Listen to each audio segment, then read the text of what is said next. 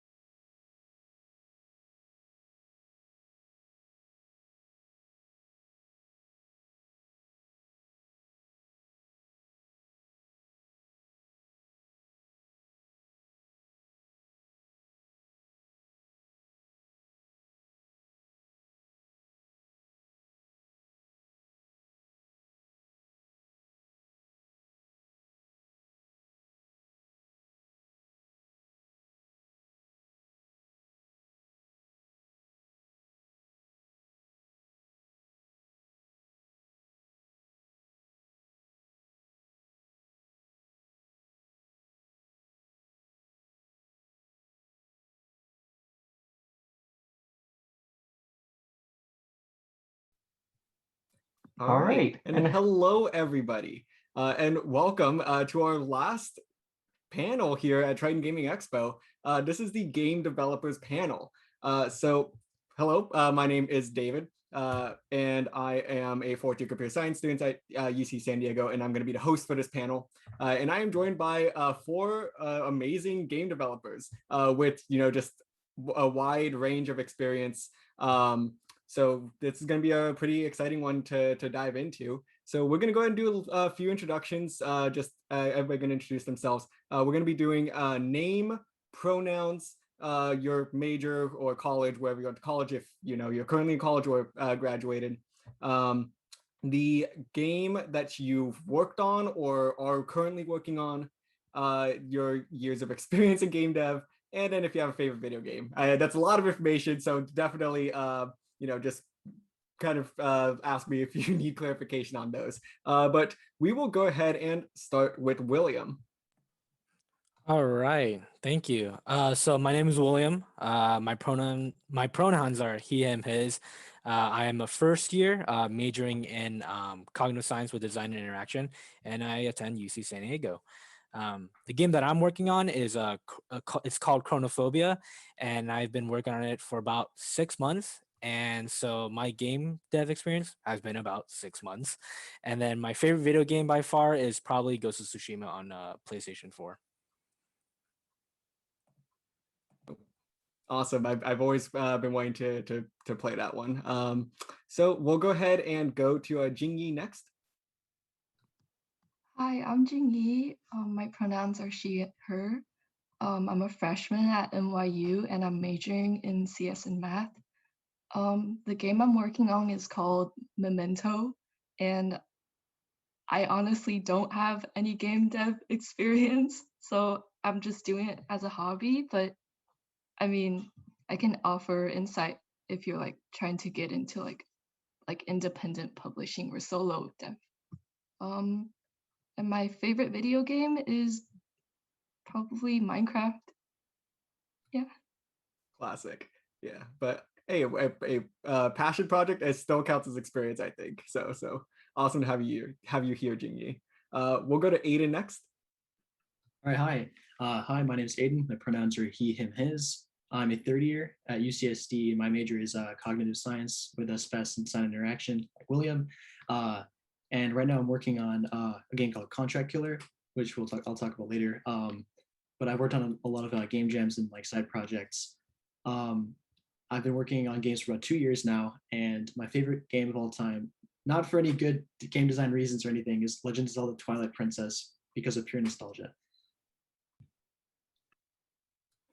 Awesome, great choice. And last but certainly not least, Eric. Hi, my name is Eric Wang. My pronouns are he, him. I graduated in 1990 with a computer science degree. So I worked on, I don't know, about 15 different video games. The most popular one was Command and Conquer. And I've been a game developer for about 12 years. And my favorite video game is probably Command and Conquer. Very nice. All right, so thank you all so much for introducing yourselves. So we're gonna go ahead and dive right into the questions. And I know you are all very excited to talk a little bit about the games that you are working on or have worked on.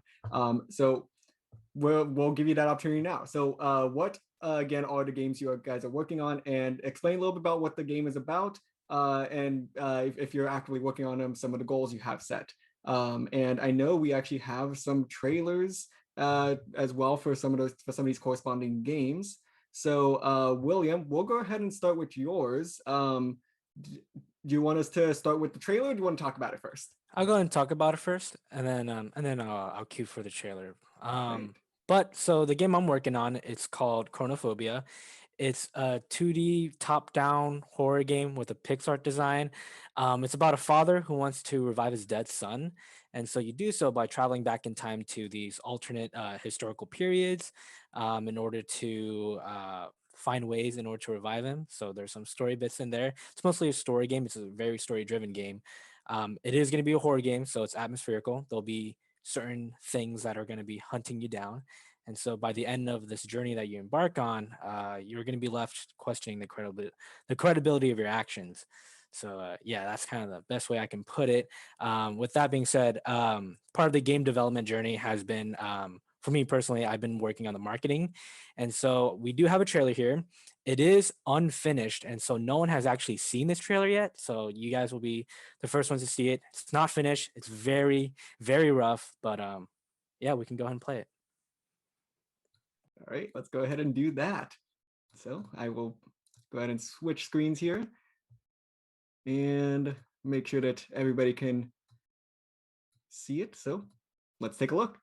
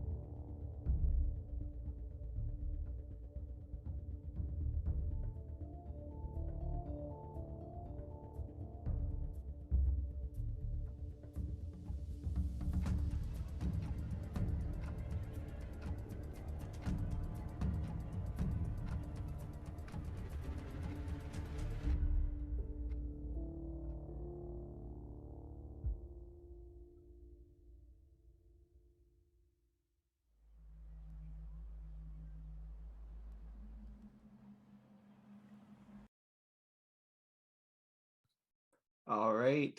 So that was the first look of Chronophobia. That was pretty awesome, William. Do you have anything else that you want to add on after we saw that, after seeing that trailer? Not much. Very rough. Honestly, I'm not done with it yet, so I definitely do want to work on it a bit more. But other than that, the game is slated to release in quarter 4 of this year. It is going to be on Steam. There isn't a Steam page up yet. If you search it up, you will find a different game called Chronophobia, but that is not ours. So, yeah. All right. That fantastic. Cool. So next, we'll go ahead and go to Jingyi. Tell us a little bit about your game. What's it about? What are some of the goals that you have? All right, so my game, I honestly don't really have a lot of expectations for it. Like just seeing the previous like Williams project, just like I was like shocked. Like I was like, oh my god, like you did that? Holy crap. Okay.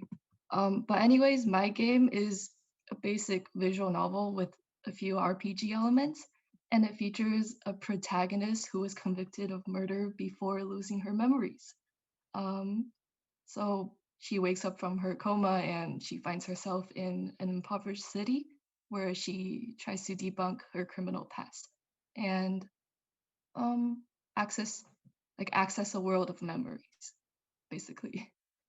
It's still pretty early stage, so I don't really have a set goal or release date, but I'm hoping to release like the first chapter maybe this summer, probably on itch.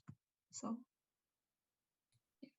Awesome. And I know you have a little mini presentation here, so we'll go ahead and take a look at that now. So, all right. Let's see. All right. So everything seems in order here. So, as you mentioned, Memento, and what I guess these are some, screenshots of the various art that you have going on. Anything to talk about with these images? yeah, these are like the concept art for basically what happens in like basically the storyline. So these three are like the main three characters that are in like the protagonist's memories. Sorry, I'm not like I don't know how to explain this because it's highly kind of conceptual, but um yeah, these three are the members of the main game cast. All right. And you had some more art here. Yeah, so these are the character designs and basically color schemes I did for basically the the characters. So yeah. No, it's awesome. The art here is just there's you know it's there's a lot going on with all this different art here, and it honestly like it just makes me more excited because it's just three very different I guess palettes to digest here. So definitely very cool. And then plus a couple of little videos. So I guess we'll take a look at those now.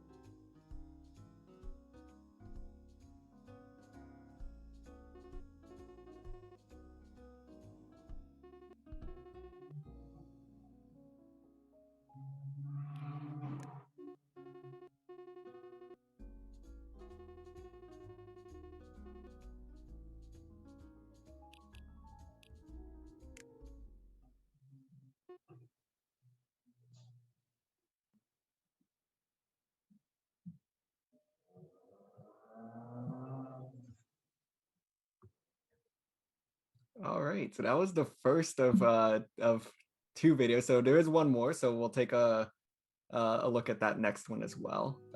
Whoops. Let's see. Give me 1 second to progress to the next video. If it will let me.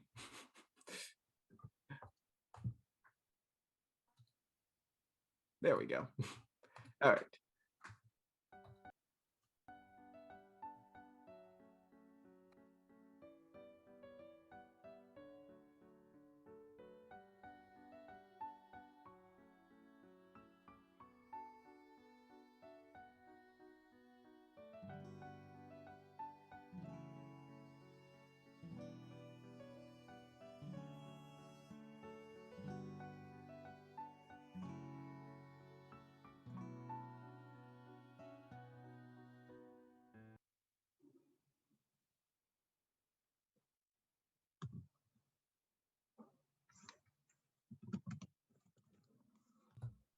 All right, there we go. So awesome, a couple little videos there. Anything you want to add on after viewing these videos, Jingyi? Um, well, I guess as you can see, I'm more of like an art and music person than a coding person. So that was why I chose a visual novel instead of like a top-down RPG. But yeah, so basically the game is just about a bunch of kids playing music, and they get to access a world of memories through their music and basically uncover like it's kind of political, but I won't get too into that. But it's based around the Sudan crisis, and it talks about how poverty and music ties together. Um, yeah, I'm sorry, I don't know how to like link it in depth without like spoiling a lot of it, but that's basically the premise, I guess. Yeah. All right. No, that's totally cool. Thank you very, very much for sharing that. But next, Aiden, tell us a little bit about your game. All right, hi. So I want to start off by saying it's the game I'm representing three other people. It's a team of four of us, and so our game, Contract Killer, features a gang of four writing utensils, a pencil, pen, marker, and a paintbrush, who are fighting against literal corporate contracts and other goons. And it's a beat 'em up co-op. And yeah, if you could show the trailer, that's all I have to say for now. All right. So I'll go ahead and share screens here once again, and let's take a look at Contract Killer.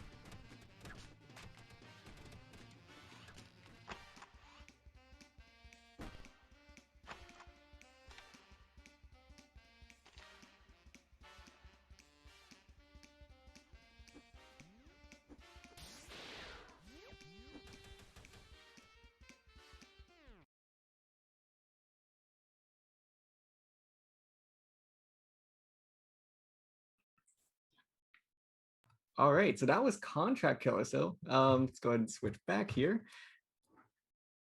Awesome. So Aiden, that was a fantastic trailer. Anything to add on to what we just saw? Yeah, I want to credit that Matthew Lawrence, who made that awesome trailer and put it together. But this project has been super fun to work on as a team, and it's going to be releasing this summer. So you should go wishlist it on Steam. And yeah. All right. Thank you very much, Aiden. And then last but certainly not least again, Eric, please tell us a little bit about the games that you have worked on. So I've worked on a lot of different games. I think we have two trailers, one of them being for a game that I was a producer on, which was Earth and Beyond, which is a massively multiplayer role-playing game similar to Worlds of Warcraft. This is a game that came out, oh gosh, 15 years ago. So it's it's not as new as the other games that you guys have been showing today. And then the other game that I worked on was a franchise called Command and Conquer, and that's a real-time strategy game similar to StarCraft, and it was basically based off of two sides. You build up an army and you try to defeat your opponent. Awesome. So yeah, like I said, we have a couple of trailers here for those games that you mentioned. So let's go ahead and take a look at those, starting with Earth and Beyond.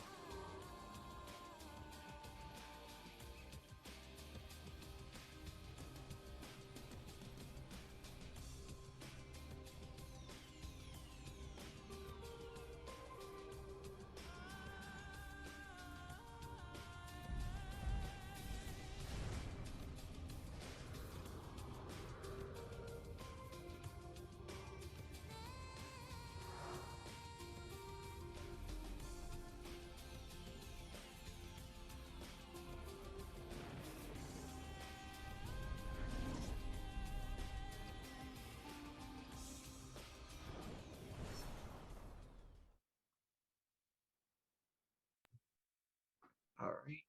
So that was Earth and Beyond. And then I know we also have the latest Command and Conquered Remastered Collection trailer. So we'll go ahead and take a quick look at that now as well. Well, what shall we talk about?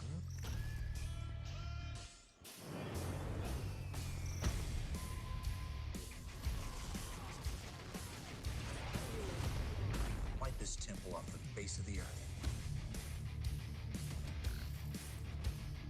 You're in for one hell of a ride.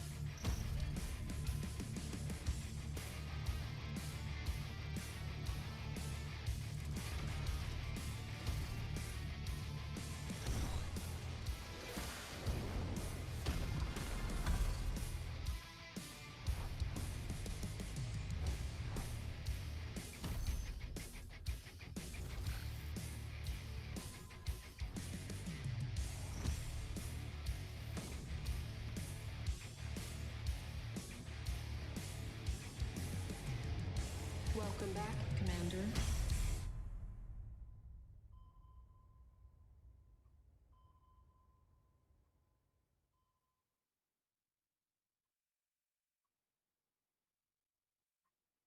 All right, so let's go ahead and switch back. There we go. So Eric, I mean those trailers are also absolutely amazing. A little bit, anything else to add on to the gameplay we saw there? No, it's just older games. So, but yeah, they were great to work on. So it was a lot of fun. So. All right, thank you very much, everybody, for sharing all these trailers with us and whatnot. It honestly, like, they're just really cool. That's really all I have to say about that. But we're gonna go ahead and progress now to our next question. And the next question is, how did you come up with your various game ideas? So at this point, anybody who's would like to share first, please go ahead. Oh, okay, I can start. So basically, I would say that obviously the scale that I was working on was very big budget. We had 50, 60 to 200 people that were working on the games that we work on. So I think that the way our games got greenlit was very similar to how like a movie would get greenlit. So you'd have a producer who would put together a proposal, go get concept art that's very similar to the style of what Jingyi was putting together. You know, we'd have a small sample of what the game looked like. And then we do a presentation, usually 3, 4, 5 different presentations to different levels of management. And, you know, we get notes back from them. And then, you know, it probably take 6 months to kind of go through the whole process. And as we built for some of the smaller games or some of the newer games, we'd have to build milestones and to continue fundings for products that had already been successful. We just kind of got everything greenlit all at once, and then we just started building it from there. And then so we had a small group of creative leaders who were the ones that kind of came up with the premise of the game and you know how the basic mechanics of the game would work.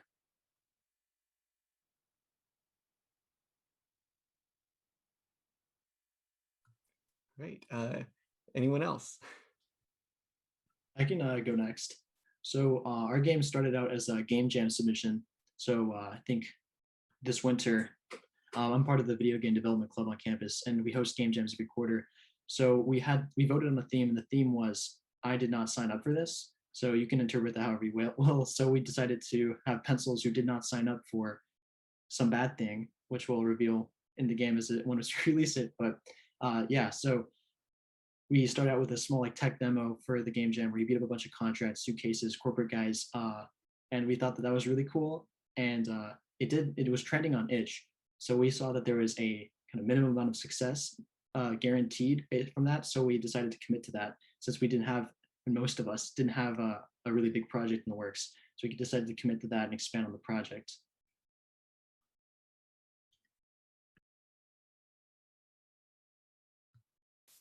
Cool. Thank you. All right, William, Jingyi. Yeah, so For me, I am on a team of four other with no, sorry, there's four in total. I'm on a team with three other people. So the game idea that wasn't brought by me. It was actually started by my other friend. And so he actually made a YouTube video doing a devlog on the game. And one day I was just scrolling through YouTube and then I was like, oh, my friend posted this, right? So I decided to click on the video and I watched it. And then like I immediately was like, oh, this is fun. Like I had a friend that likes to do game development. And so I decided to like, hit him up. I messaged him on Instagram. I was like, yo, I just saw your YouTube video. Like, is it cool if I join your team? And then from there, I joined. I joined as, I was like, yeah, I can make videos, I can do TikTok or like Instagram and stuff like that. And he was like, yeah, sure, go for it. And I was like, all right. So I joined, and then slowly, like, we bounced ideas off of each other, right? The game was originally just going to be about a dad going into a haunted house, and then that was it. But then slowly the game became like, oh, time travel, Lovecraftian horror, space, universal themes. And then we also recruited two more people. We got one guy who's working on the music, all original music and soundtracks and sound effects for the game, and then another person who's strictly in charge of art and design. And so, yeah, that's how like that was like how like Chronophobia was like born. Awesome. And Jingyi, what is the inspiration for yours? Honestly, I just thought like one day I was like, hey, my friends are pretty cool. Um, I should make a game to like remember us, or yeah, that's like the concept. So that's why the game is called Memento. Well, that's one of the reasons why it's called Memento, because I love my friends. So, and yeah, but I guess another reason was that since I kind of struggle with social anxiety, maybe you can see that, but so my game is kind of about like unseen problems and memories that people suppress into like their subconsciousness. Like it's kind of psychological, like it goes off of a lot of like Freud's ideas, but it's basically how suppressed memories that you suppress into your subconsciousness, they're like still harming you. So it's like we should, as a society, like learn to normalize that. So, and I don't really have a development team. It's just me. I'm doing all the art and music and coding. So, yeah, that's all I have for now. No, that's awesome. Yeah, thank you very much. All right. So our next question is, what is the most exciting thing about being a game developer? What are some of the best and maybe, some of the more disappointing parts in game development? And please, if you have any anecdotes or tangents to go on, those are more than welcome. So I think that my favorite part about game development is having an idea and then seeing it come to life. And it's not, I wouldn't say it's just that simple, because not only do you have the initial idea, then you have to iterate on that idea and refine it into something like, whoa, this is worth making. And so when you finally have that final product, you really appreciate all the thinking and different steps that went into that final thing. And you're like, wow, and it makes you appreciate everything else, that every other creative piece that exists. And with game dev, I think that's the culmination of just every art. I mean, I'm not gonna say every art form, because someone's gonna be like, oh, what about like this? So I'm gonna say art, like visual arts, music, and storytelling all into one. I think that's the best and most fun part, seeing that come to life. And I would say there's a worst part, but I guess getting stuck and not knowing how to communicate that vision, since you spend all that time trying to make this work out, and then you get to the part where you're going to make it and it's tough. That part sucks a lot, but it feels really great to finally get out of that, and that kind of wave of adrenaline you get from like succeeding and saying, okay, I can move on to the next thing. That motivates you. It's always like another chapter in the same process. Yeah. So there's no worst part. It can get difficult, but yeah.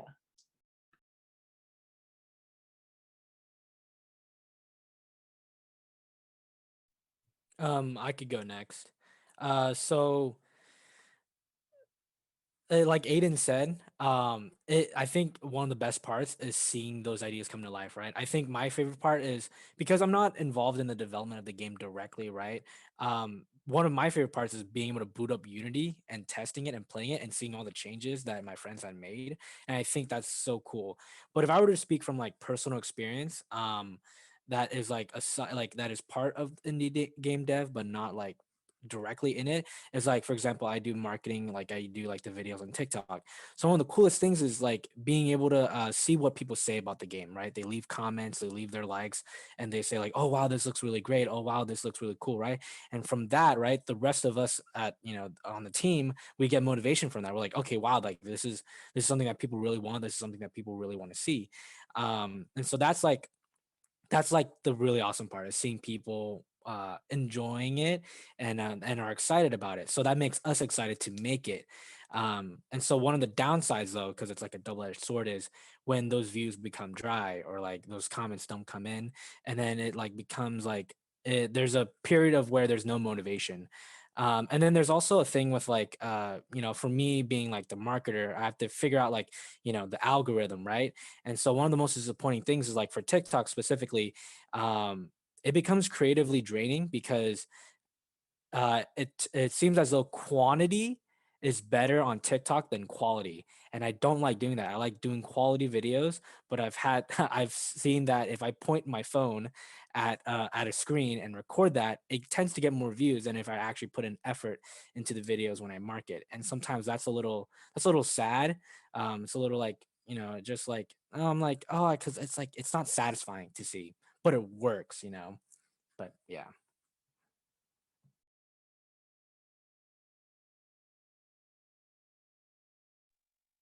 Okay, I can give you some so in terms of what I like most about building video game, I think it's the same things that as both what Aiden and William have said.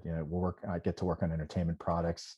Those are I loved playing video games when I was a kid, and so being able to build something that you really can enjoy is it's really meaningful. And then also the video game industry innovates so much. So it's always exciting to see that you're always able to try a new idea. There's always something new that's happening. The genres are never set, nothing has been formalized. So the amount of change that can happen in just a few years is amazing. So being able to participate in pioneering all the time is something that's really interesting to me.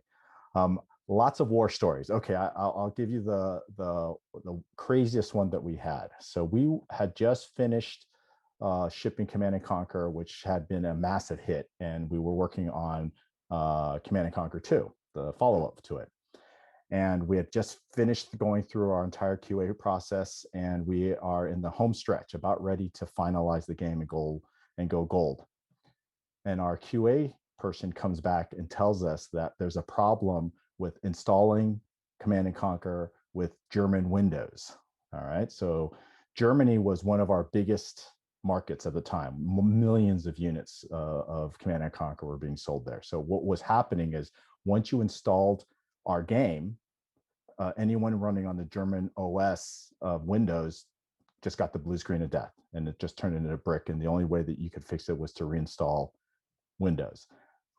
Big problem. So we had thought we were about ready to finish, and we have this problem. So it takes us 2 days straight. I'm talking 24 hours, nobody sleeping.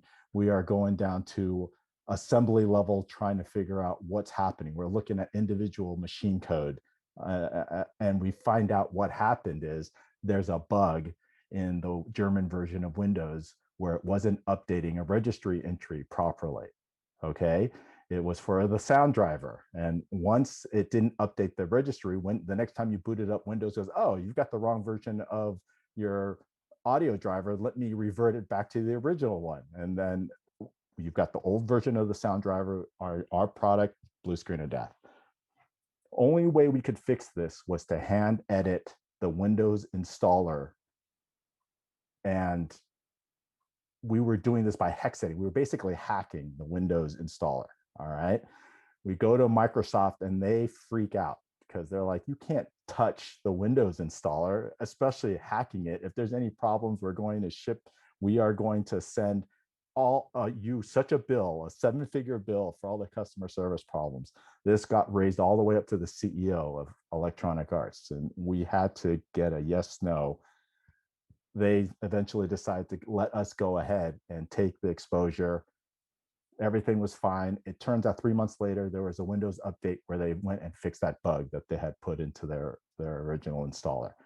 But yeah, that was about 3 weeks worth of hairiness, because I had the CEO of Electronic Arts asking me whether this was going to cost the company millions of dollars. And I had to say, yeah, we should go ahead and do this. So I saw my whole career flash in front of my eyes when I had to make that call. So that was pretty hairy. That is absolutely wild. And as a computer science major, yeah, we don't do a whole lot of assembly code, but the little we do it's a handful. So yeah, once you get down to that level, it's an experience. So I can only imagine what that was like for you. All right, and Jingyi. I'm just a hobbyist, so I don't really have a lot of like worst and best parts. I'm just here to enjoy the process and have fun. But I guess one of the most disappointing parts was that I wanted the game to be like a 2D platformer, but I figured because I was on my own and I had to like learn how to use Unity and C# and all that, I didn't have the time. So I guess like time is a huge factor into like how you should plan your game and what platform, like what format you want it to be. But I feel like gaming in general, like why would you read a manga or like watch a movie over a game? It's because like of that interaction. I feel like it's the immersion that games give you to like, I guess that's like what makes games stand out than most forms of media, because it's more like personal and you get to experience more of that. So yeah. All right. Thank you very much. So on to our next question. So I guess more generally, what inspired you to get into developing a game or just game development in general? And what continues to, motivate you through the entire game development process? So games in general, I would say the way I got interested in game dev was through music. I played a lot of Nintendo. I grew up on Ocarina of Time on the 64, and I learned piano purely to play those songs. And so that was when I think I was around 15. I was like, I can't wait to go to college and be the musician on a game team. And when I got into college, I realized like, okay, you got to do a little more than that sometimes if that's not your specialty. So I started picking up like pixel art, doing other art, and so that's what got me into game dev. And what's motivated me to stay in there is the comments whenever I share my work. And I'll be honest, Reddit is super mean if you're starting out. Someone has, I'll quote, they said, "This looks like absolute trash." It really humbles you. And so now I don't get those comments as often, but seeing that and making progress and building a community around games that you're working on, and also seeing what people are working on, connecting with those people, talking to them. And even if like you think, oh yeah, like I'm trying to get to know the big guys so I can, plug my own game, but just talking to them is really cool because they have so much insight and everyone's learning from each other's problems and inspiring one another. And that sounds really generic and fake, but like, for example, the entire art direction of Contract Killer was because I saw a tweet where someone combined 2D, like Paper Mario style, in a 3D space with pixel art. And I was like, that looks sick. I want to do that. And so that's what we did for our next game jam. And then that person eventually followed us back because they liked artwork. And that's just kind of a cool thing to experience. Yeah, that's kind of a tangent, but yeah.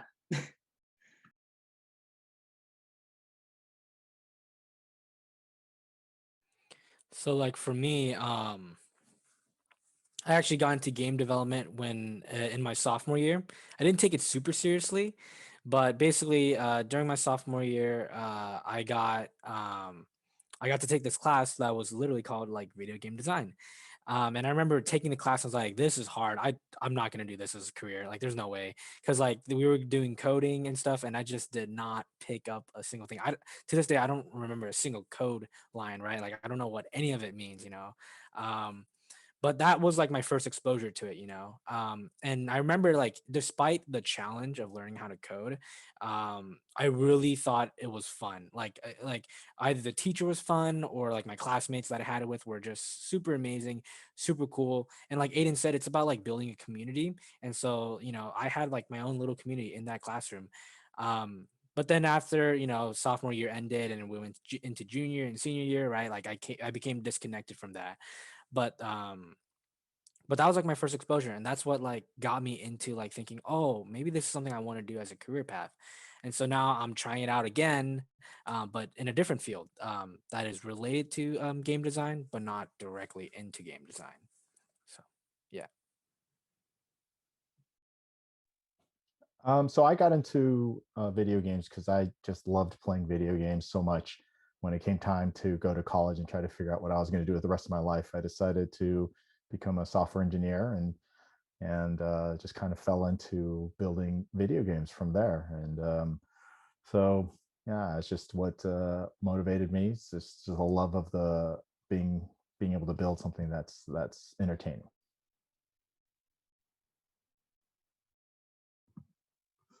I guess for me, it's because I'm going into like a mostly STEM major, but I'm a very artsy person, and I was like, hey, so what can I like use to incorporate my interest in arts and also my major? And I was like, music, art, code. That sounds like a video game. So I was like, I just I just went for it and I'm having fun. So I'm just here.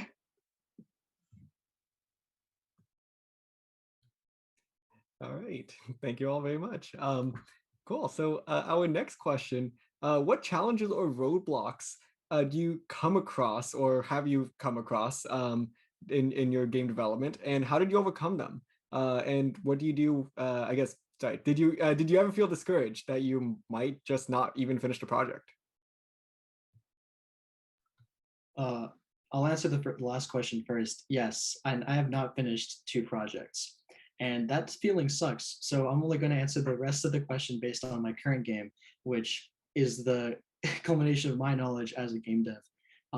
No, I don't. With this game, with everything I learned about not to do, I'm not at all. I've never felt discouraged and never felt challenged. I mean, no, I felt challenged for sure, but I've never felt like I wasn't going to finish something because we started as a game jam. There's a week-long scope that was given to us. So then we said, that was pretty good. Let's give ourselves another constraint, finish over the summer. So now we're right on schedule. None of that's going to be a problem. But starting out in the game dev, you'll probably experience like project creep and like more too much ambition and wanting to add to the project over and over.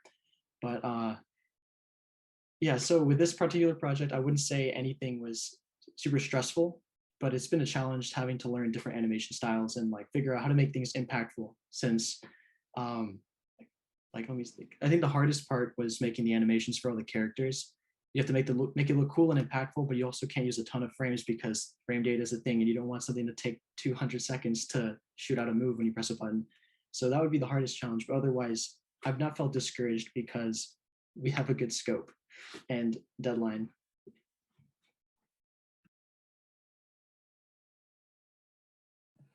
For me,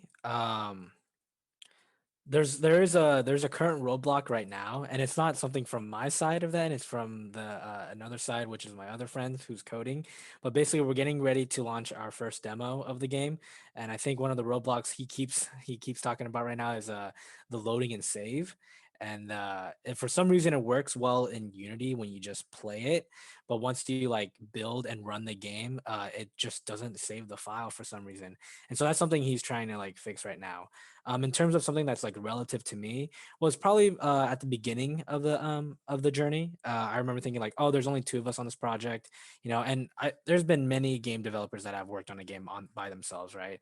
But considering our like experience, I remember thinking like, man, 2 people just isn't enough. There's no way. Like, how can we do this? Or like, if we do this, we're gonna take like 2 or 3 years before we finish this. And then obviously, two more people joined the project, and that just made the project feel so much lighter and easier. And it, with four of us on the team, it like we all motivate each other. We become the circuit that just keep pushing out content, pushing out these assets, and that then we're like, we critique each other, we help each other out, and then from there we help motivate each other in order to finish this project in time.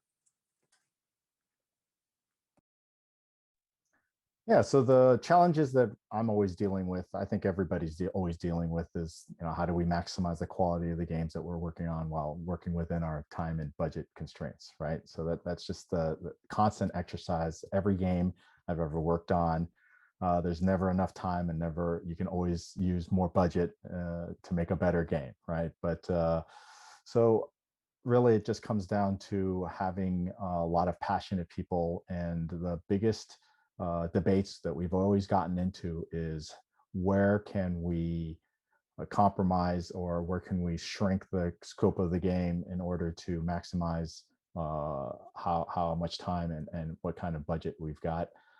Luckily, I've been able to work on with some very big companies. So often, if we're able to demonstrate how the game is going along, we can get more investment into the game.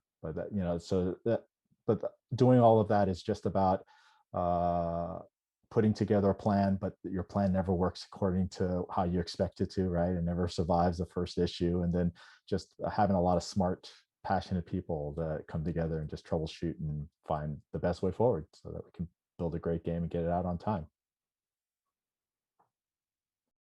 Oh, and yeah, I've never really felt like I wasn't going to be able to finish something. So, knock on wood, I've always been able to get the products I've worked on out the door. So, to reasonably high quality. So I'm blessed that way.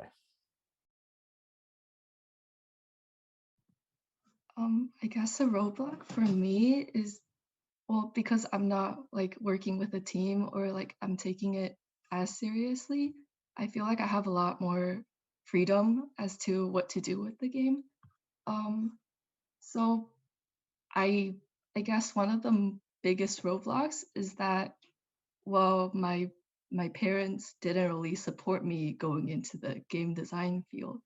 And that was at the time when I was working on like a Unity version of the game, where I had like a 2D platformer, and I watched like a bunch of YouTube tutorials to like learn how to do that.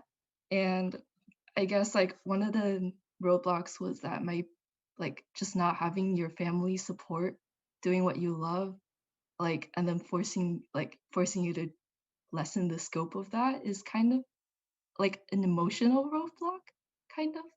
But I guess like you can overcome it if you just keep doing what you like. Like I'm not doing a 2D platformer anymore, but I'm still doing a visual novel, and I think that's good enough for me, and I'm having fun. So I think honestly, like any challenge you face in the game dev field, it just all comes to like what perspective you take. Like just have fun while doing it. Very good. Thank you. Cool. So our next question is, did you always want to get into game development? And for those of you that are students, how do you balance that with like school?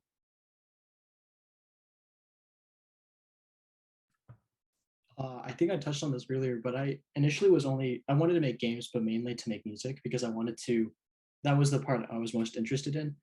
And it wasn't really until I joined the game dev club on campus that I realized this is something super cool. When I finished my first game jam, like it was a 24-hour window that we made a game. It wasn't anything impressive at all, but that is what really hooked me.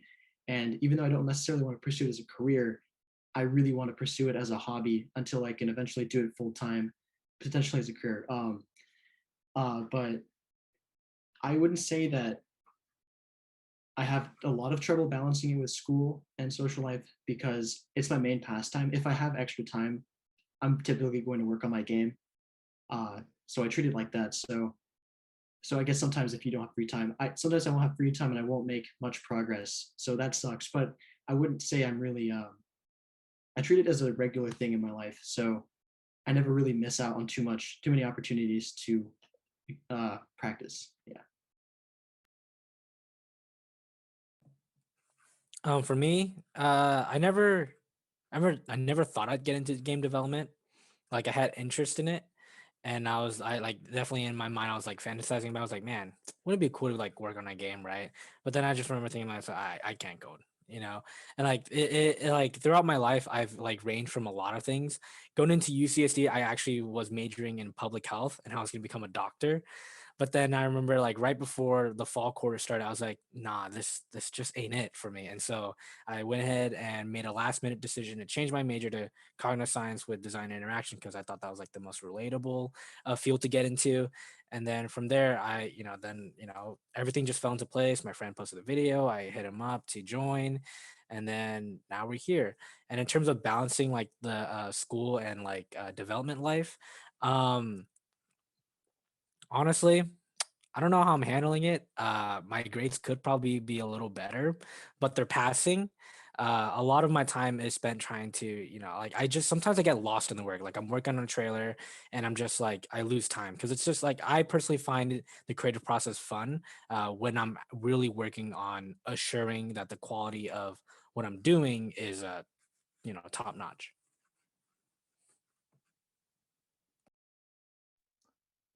So I actually didn't think about getting into video games as a career. So I think I'm a little bit like Aiden. I always thought I was going to be a hobby of mine. So when I first graduated from college, I had a non-gaming related software engineering position, and then wasn't very happy doing that. And then saw an ad for a position building video games, and that kind of dropped a penny in my head. It's like, wow, could I actually make money working on building video games instead of just playing them? And so dusted out my resume and sent it in and got that first job. And once I started working in the video game industry, there was just no turning back. So once I was in it, I really did enjoy it.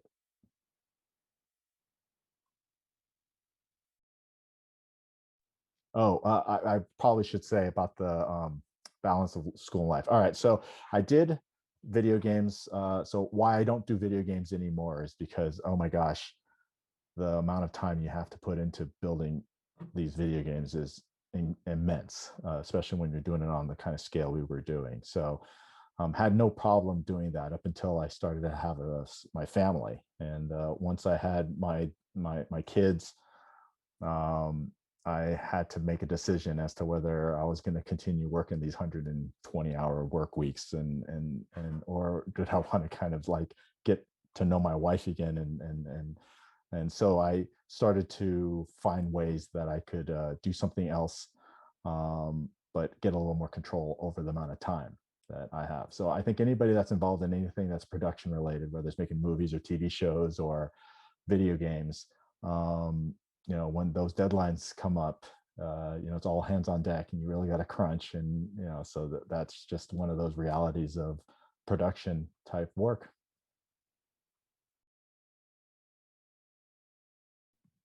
I guess for me, like growing up playing like bootleg versions of Mario and stuff, like I was always like super amazed by like how do I like press an arrow and have like a character move around, and like it's just so cool to me. Like wow, like I want to do that in the future, but at the same time it's like I don't know, I just have like a lot of interests, so I don't know if it's just like this this passion in games is like a short burst of energy or just like if I want to focus on it long term.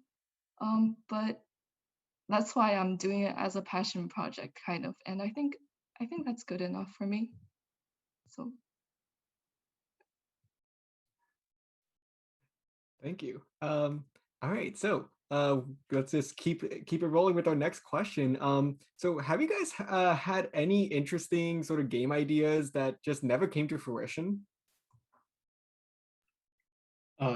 Yes. I think so especially, okay, I would say that the most ideas that I had were before I was really as immersed as I currently am in game dev. I think the lot more I'm in the community, the longer I've spent with it, like exploring the community and interacting with people in it, the more I realize ideas that I thought were great are not as valid as I once thought they were. But I do keep all my ideas right now in a notebook so I can maybe apply them to an opportunity later down the road. But I think working with the team, everyone wants to have their own idea. They want to communicate their vision and make that product, theirs, have like a marker that represents them. But you're going to have to compromise. But I do think that's a good thing. So while not all of your interesting ideas will make it in, the process of working with someone and creating this thing that's a combination is ultimately going to be better. I'm not going to give any specific examples, but I'll say that there's a lot of times where I had an idea that clashed with someone else's, and then I think the solution we came to was a lot better in terms of efficiency and how interesting it was.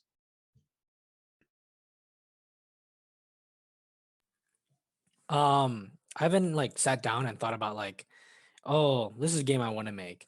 But there have been games where it's like, oh, I wish that was made. Like for example, the biggest game I really want to be made, not by me because I don't think I could handle it. But if you guys know like the Avatar series, Avatar: The Last Airbender and Legend of Korra, I really want them to make a really good. I want someone to make a really good RPG, whatever game based off of that uh story. So yeah.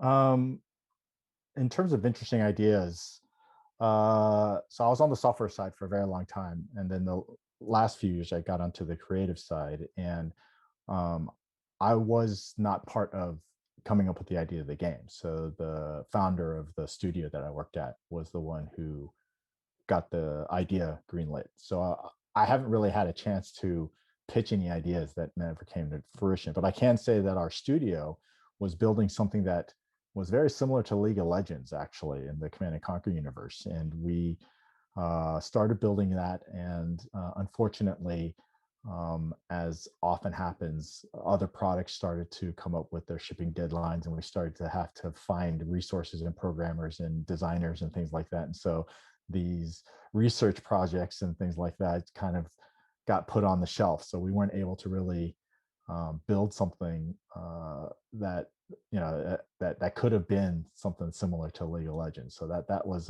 that's probably the biggest idea that I saw a little bit of work happen in our studio, but never really got going in full force.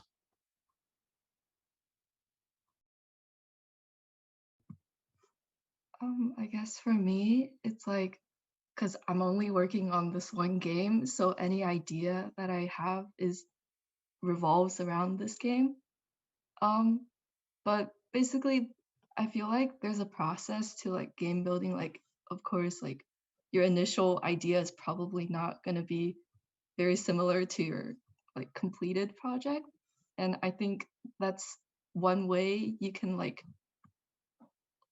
I guess like just find ideas. I don't know if I'm making sense. It's like the more you think about your game, the more ideas you have like for you can use in your game.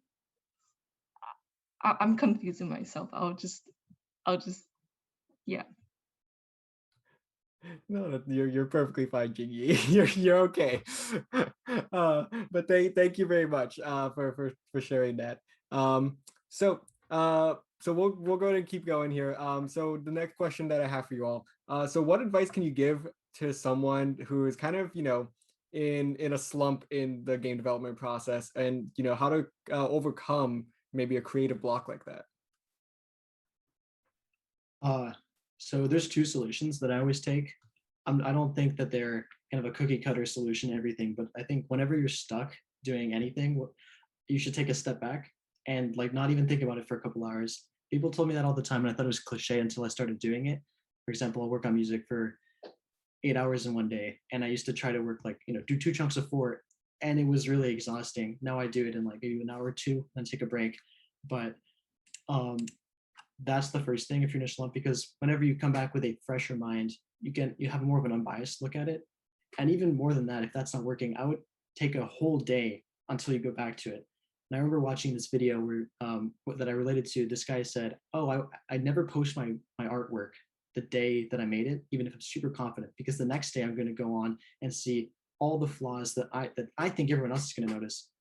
They won't see it, but the point is, you're going to make so many changes and have such a new perspective on whatever you created, even just the next day. The next part is, if that doesn't help, I would really ask someone to look at it and give you some genuine critique. Someone told me my game looked like trash once. They're absolutely right. I don't think I would have improved if I hadn't received such a harsh, statement. This was for another game, not Contract Killer, if you guys are interested. But ask your friends for critique and ask them to try to be unbiased. And take everything they say with a grain of salt still, because ultimately you know what's best to work on your game.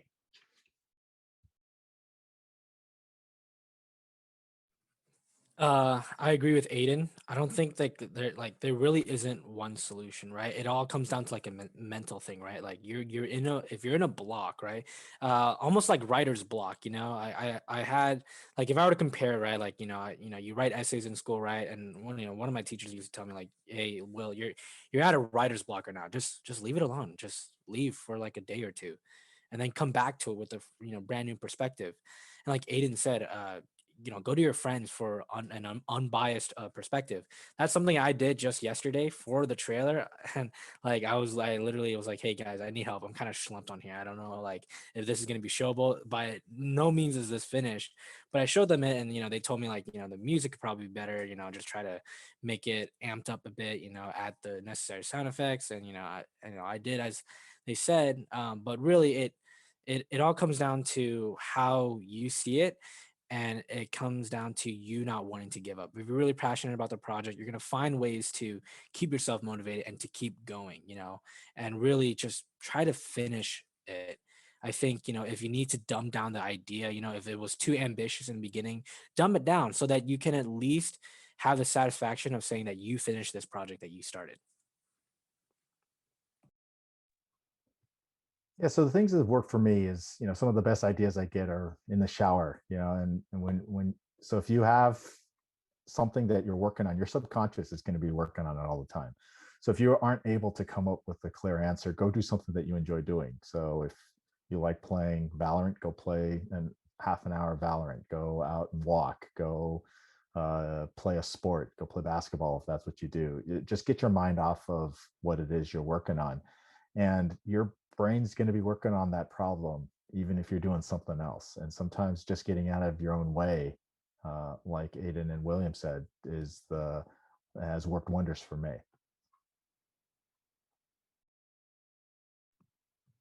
Yeah, I agree with everyone here. And as an artist personally, like I think the reason why you get creative block is because you don't think you're like progressing. And in a sense, it's like if you don't think you're progressing, that means like your sense of like creativity is improving. Like if you don't think what you're making is good enough, that means you have a higher standard for yourself and you push yourself to improve and become better.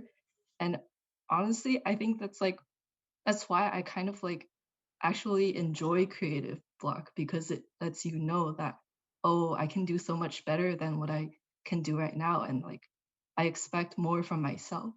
And that's like that push for improvement is like what keeps like me as an artist personally like going. All right, that was some very valuable insight. Thank you guys so much for that.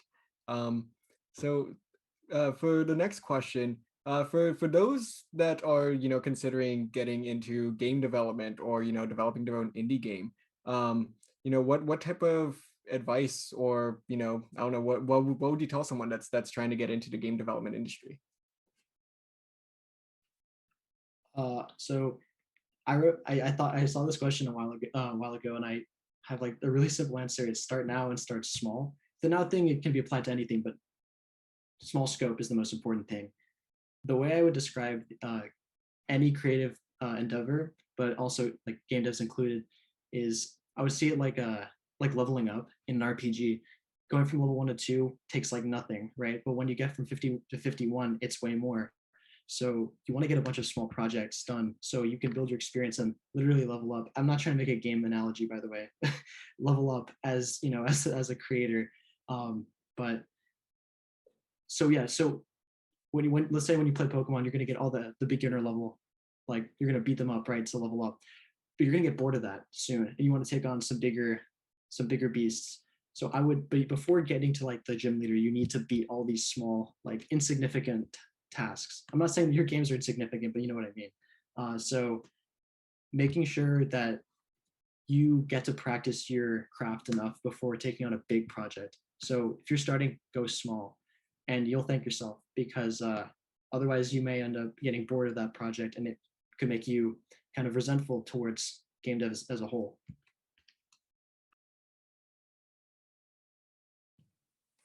Have friends to do it with. I think that would be my advice for if anyone that's starting off. I think when you and you know, by all means, if you are fine with being solo and you can self motivate yourself, there's no problem with that at all, right? Like many people have done it, you know, they just do it by themselves. But you know, if you're a person like me who finds himself having that short burst of motivation, but it dies out really quick, then I think starting this journey with some friends that are also in the same interest as you is going to be really helpful, and it's going to be really inspiring. It's going to be really motivating, and it's also just going to be downright fun, right? Like honestly, like being able to do this project with my three other friends, you know, we get into those Discord calls and we have meetings, and it's like, you know, he makes a Google slideshow and we're going through the game ideas. And we're just like, this is ridiculous. You made a Google slideshow to explain to us what the game is going to be about. Like we know, man, but and with that, right, when you're having fun, you tend to work a little better and work a little harder, right? And that's just the reality of it. And so I really think, you know, doing it with friends is probably a really good way to go, or a good way to start. Yeah, so I think that the things that Aiden and William both said are really great ways to get in. I think today there's a lot more opportunities to get practice and work on smaller scales than there were 10 years ago. You know, the whole modding community today, you can get in and start doing things on a hobbyist level where you can start building extensions to existing games. And that's a fabulous way to start getting some practical experience.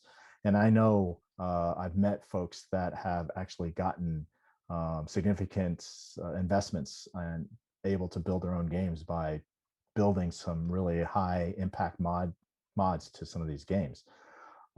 Start small. My first gig was with a startup company, and you know, that gave me a lot of invaluable experience. I was able to learn a lot on their dime, because you know, all of us had to do everything, right?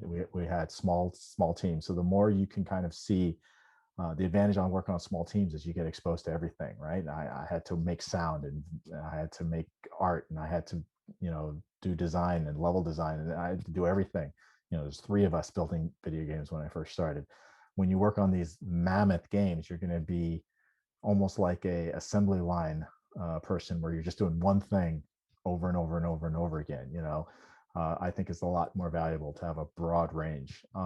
If you're into the creative side, if you're into doing sound and audio, it's just compose, make a lot of music. You know, that's how Frank Klepecki, who was he was basically what Aiden described. He was our in studio musician. All he did was make video music for all of our games, and fantastic musician. And he got in by knowing and making friends with folks that eventually started a gaming studio. So that's the other thing, is go and be a part of the community. There's a lot of folks that are out there, you know, video game developers love hanging out at you know, these game competitions, these game conferences. You know, you can go to the game developers conference and meet people there too. So I think that those are the best ways.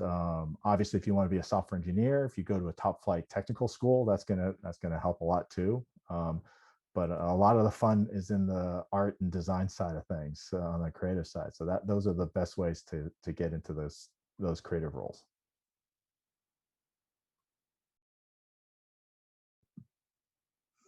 I am not experienced when it comes to like working with others, but an advice for someone who wants to start their game is basically choose something that you like not based on like how the media will perceive it. Like if you make a project based on how well you think it's going to like be received in like when you publish it, it's not gonna last long. Like I used to make like webtoons, so I kind of get that. Like if you if you make a project based on what others think, it's not gonna last long.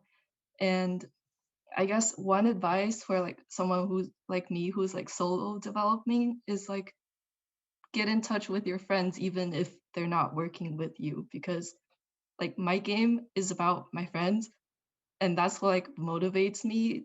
And I just do what you like, honestly, because game development is not like something that's very easy, and it's just not very, it's hard. Like just if you, yeah, it's hard, so just do what you like. All right, very well put, everybody. So we have a couple more questions. So this next question, I think might be a little bit more easily directed to Eric, but I would love to hear, everyone else's working on indie games, their kind of perspective on this as well.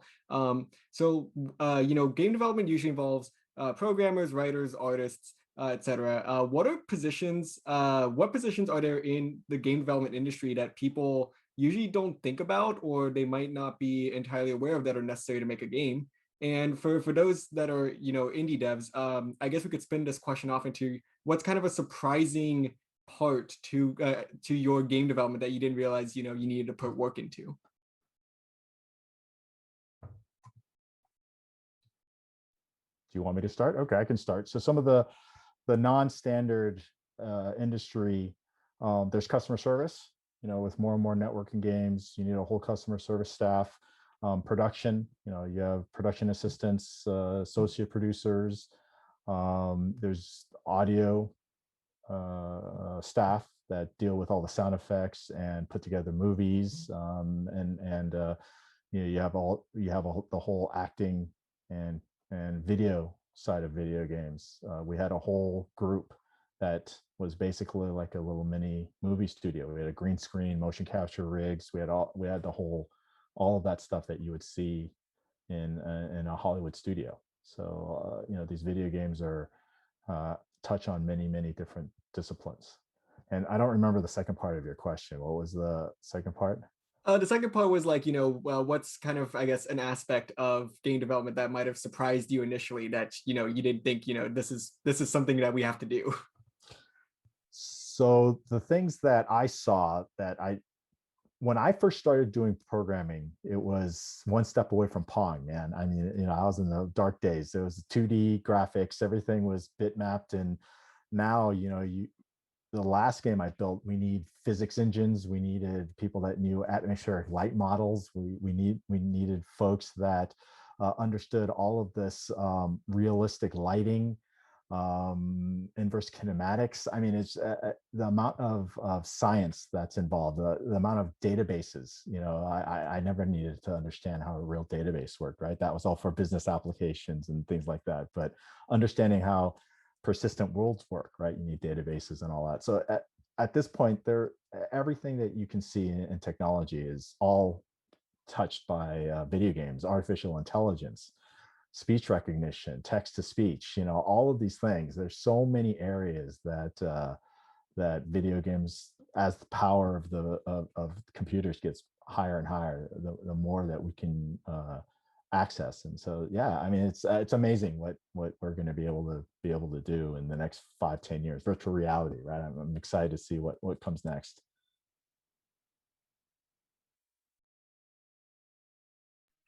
So I'm not at all fit to answer the first question, so I'm not going to attempt to. But it was really cool listening to Eric talk about that. But one thing, because I know William is also same major as me, and a lot of people in our major do UI UX design. For anybody watching out there, there is a lot of room to do both of those things in game dev, and I'm learning that because, I'm applying to a bunch of those positions, so I know they exist now. So that's mainly for everyone who does that. That's another opportunity if you're interested in game dev, but are not interested in the more traditional roles.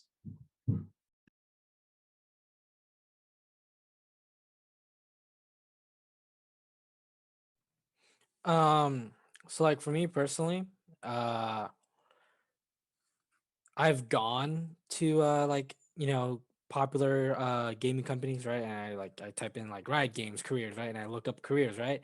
And I've looked up like all the positions that they have on their team, right? And there's a ton, right? Something that you don't realize is as much as a gaming company is all about making games and having fun, you have to also realize it's like a business. So you have like the human elements of like game development, like HR, human resources and job positions like that. Like I didn't think those types of things existed for a gaming company, but they do. And like now that I think of it, like it makes sense, And there's so many things that go into game development. It's honestly insane. I can't even name one thing off the top of my head because there's just so many departments. And as as the game gets bigger, as the company gets bigger, there's just so much positions that are needed. And so honestly, if you want to see like those types of positions, you just type in your favorite game company, type in careers and look it up because there's a lot of stuff out there, and there might be things that you might be interested in.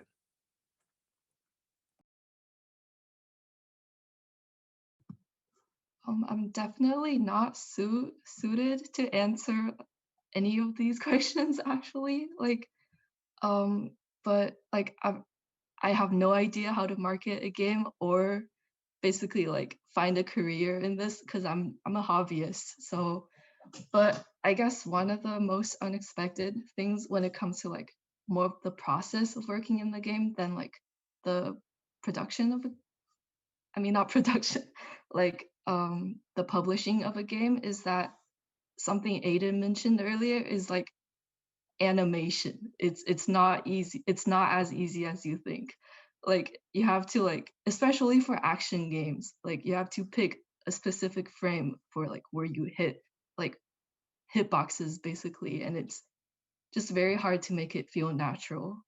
And that's something I feel like after I moved to a visual novel that I don't have to worry about, which is like thank God. But like yeah, it's not easy.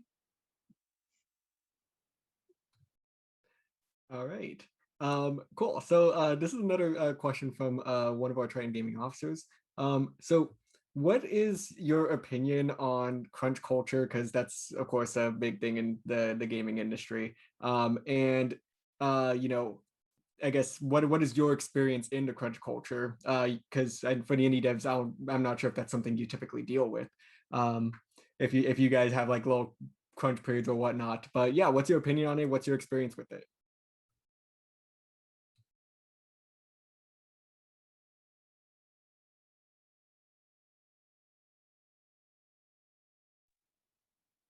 Do you want me to talk about it, or you want the Yeah, indie we could go ahead and developers? start with you, Eric. What's your experience with crunch culture? Yeah, so the crunch culture that I've got friends who've worked in various other entertainment mediums, and crunch culture I think is just endemic to anything that is production related. So if you got a deadline and there's never enough time, and you can always do something better, you can always improve on something. So you're improving on painting right up in, you got to pull the painting away from the painter before he'll stop. A piece of music, you can always improve a piece of music. I mean, anything that's creative is never finished. It's only finished when someone rips it away from the author's hands. And that's the same thing with what's going on with video games. Now, obviously, we've got the whole technical element of it.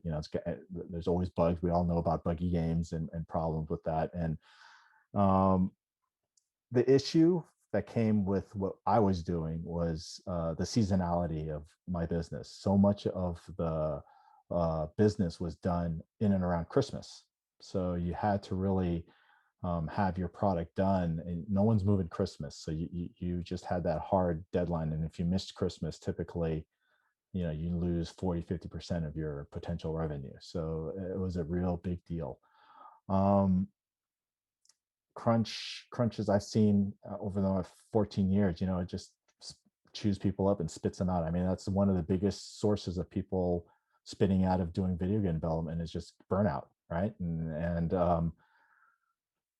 that happens, unfortunately, just like any other creative. So this is one thing that surprised me is that, and this is just like any other creative medium. So this is the same as music. This is the same as movies. This is the same as TV shows. But the top 5% of products generate about 60% of revenues. All right. So the vast portion of the money that's in these products goes to a very, very tiny slice of products.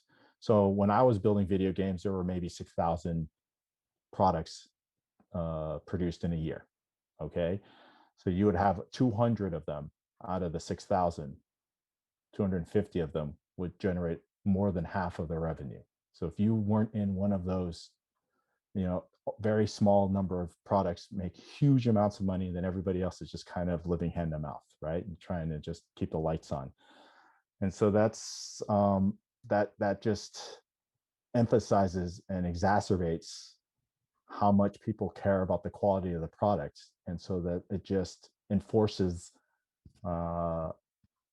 executives to kind of demand more hours to be put into these games, right? Which isn't healthy. So I don't know, did I answer the question? And is that kind of what you were hoping to, information you're trying to get? Yeah, no, I think that definitely covered the question. Thank you very much.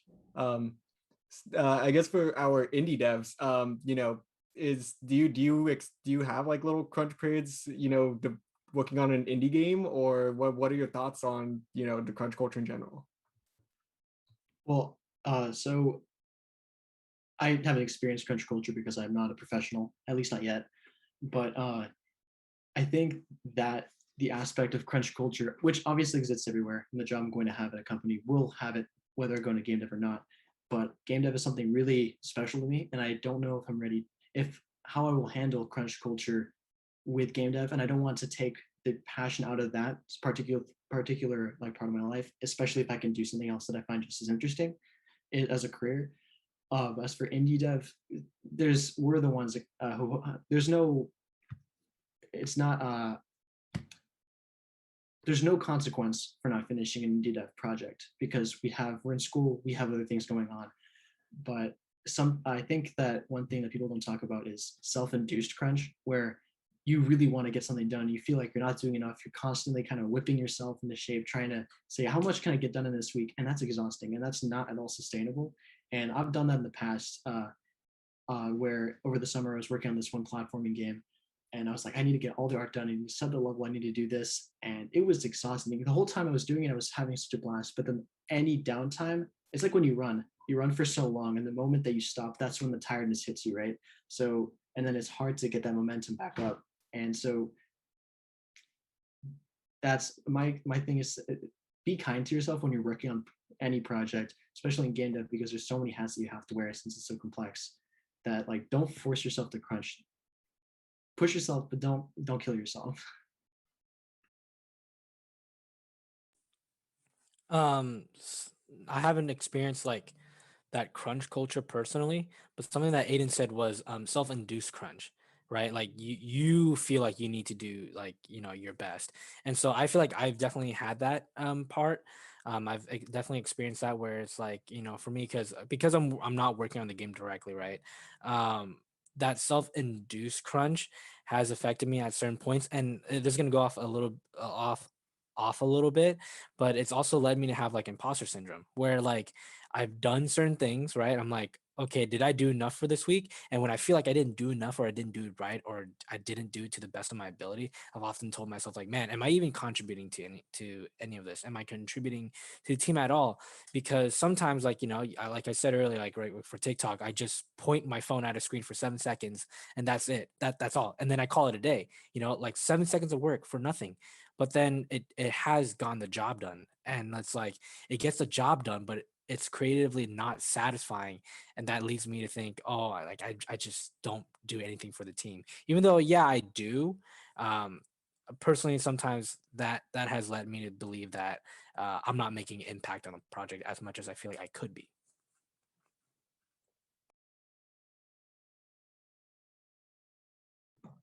Yeah, I agree with everyone here. Because I'm working as a solo dev, I don't really have restrictions at all. I don't have like commitments or anything. I set all of my basic like crunch periods. And one thing I've come to learn about crunch period is that even when like you're not directly working on their game, like most of us like often keep it in the back of our heads. Like if we see a meme, like sometimes we'll be like, oh hey, that sounds like my character or whatever. Like I feel like that in a way is also like working. Like even if you think you're crunching or like not doing anything, honestly, it's just a process. Like just keep it, if you're keeping up with it, like I think that's all that matters, basically.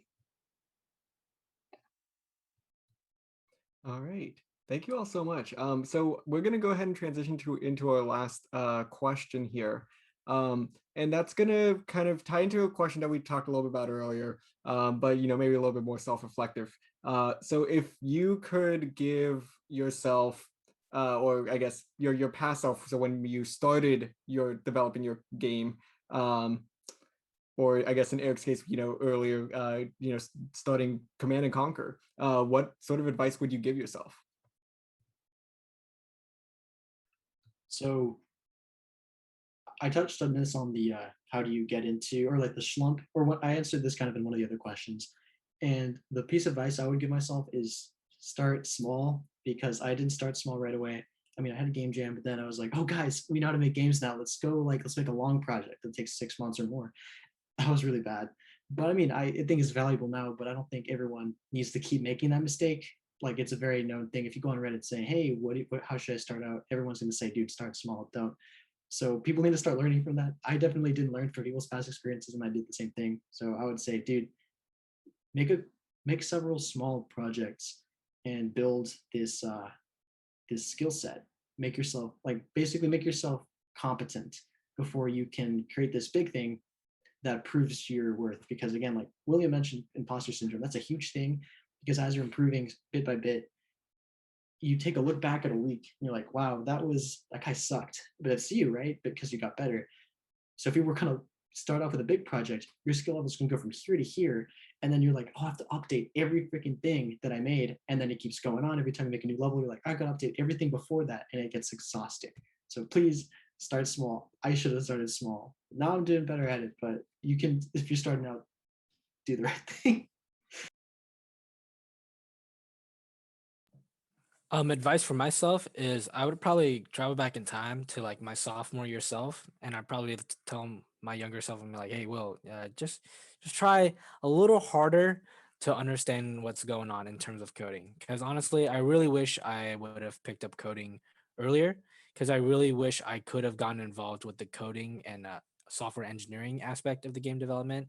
And obviously, for me right now, I know it's not too late. I can probably start watching some YouTube videos or take some courses.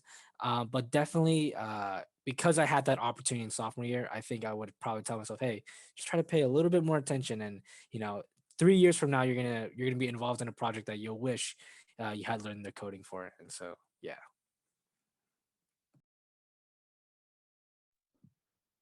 I'd say the piece of advice I would have given my earlier self was to try to get out of my comfort zone more often and earlier. So I started out as an engineer, very confident and comfortable on the technical side of things. So an example for myself would have been in school, taking some art history classes, take some writing classes, do something that's outside of where I think I need to be. Specializing is great up to a point, but if you want to be a visionary and if you want to be able to build something that has a lot of meaning, you need to be multidisciplinary. You need to have a good, broad set of knowledge. So if you're a creative type, take some software, understand how the basics of the software works. If you're an engineer, understand how art gets put together, understand how scripts get put together, understand human psychology. All of those things are going to be key to being a successful developer and producer of high quality product.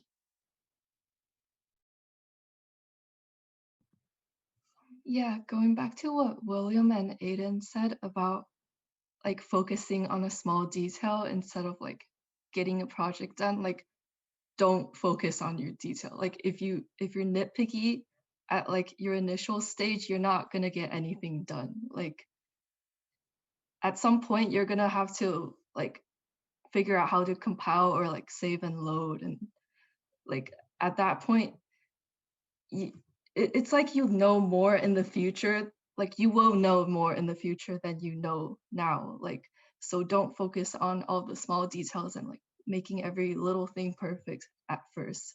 Like first get like a ground base done and then like add the details onto it. Yep. All right. So that was the last question that we had. So thank you all so much. Before we wrap this up, I do just want to give a quick shout out to Twitch Student for sponsoring all of our events today, and just helping us make all these panels and just TGEX entirely possible. But that is pretty much going to do it for us. I will, kind of turn it to you guys one more time. If anybody has any closing remarks, any sort of last, bit that they want to get out there, this is your opportunity to do so. But yeah, anybody have any last things to say? I'm just gonna plug Video Game Development Club really quick. So since you guys are UCSD students, if anyone who is still watching this after this hour and a half, if you're interested in learning more, I'm an officer for Video Game Development Club, and we have we've been running for a while. And if you want to get into game dev, we're here to be mentors for you and help you on your path, whether you're a hobbyist or professional. And we're here for beginners and to be a community for like veterans. So yeah, VGDC, Video Game Development Club at UCSD. Yeah.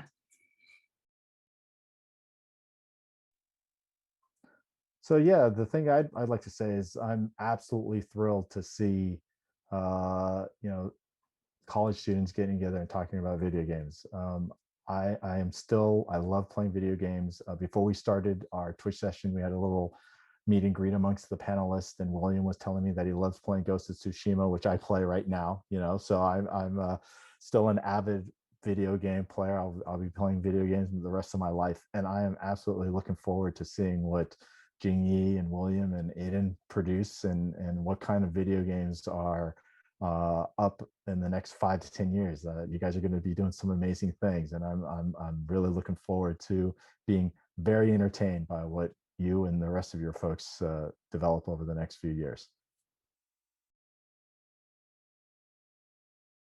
Thank you, Eric. Yeah, thank you. Thank Something you. something I'd like to say is video games and video game development and creation is very much something that we as a human population look forward to. It's something that we live for. So if you're thinking about getting into a video game development career, do it. Right. If you think that, oh, it's video games, people are gonna make fun of me. Like, no, like it is very much important. It's very impactful to society. And it's something that, we all unite and do together. And I think that's something that's very important for the world as a whole.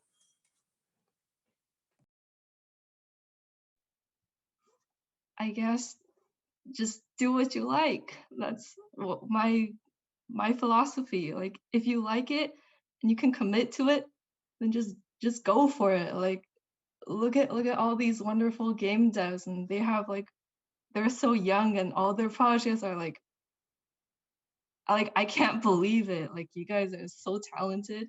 Like honestly, this is if you're passionate about it, just go for it. That's my advice.